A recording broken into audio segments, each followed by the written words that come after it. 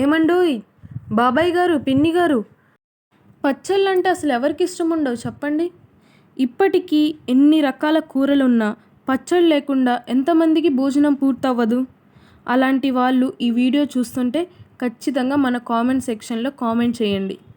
అందుకే మీకోసం sweet and షార్ట్గా 10 అంటే 10 నిమిషాల్లో ఉసిరికాయ పచ్చడి ఎలా చేసుకోవాలో ఈ వీడియోలో వివరంగా చెప్పబోతున్నాను.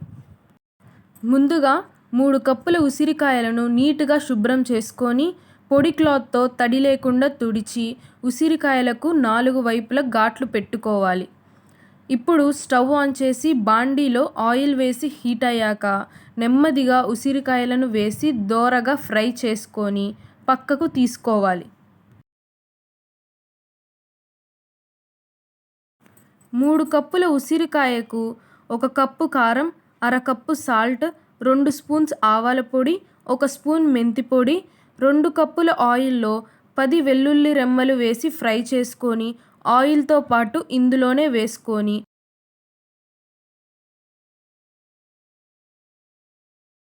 ఒక పెద్ద సైజు నిమ్మకాయ రసం కూడా వెయ్యాలి. ఇప్పుడు మొత్తాన్ని మంచిగా కలుపుకుంటే సరి. మన ఉసిరికాయ పచ్చడి 10 నిమిషాల్లో రెడీ.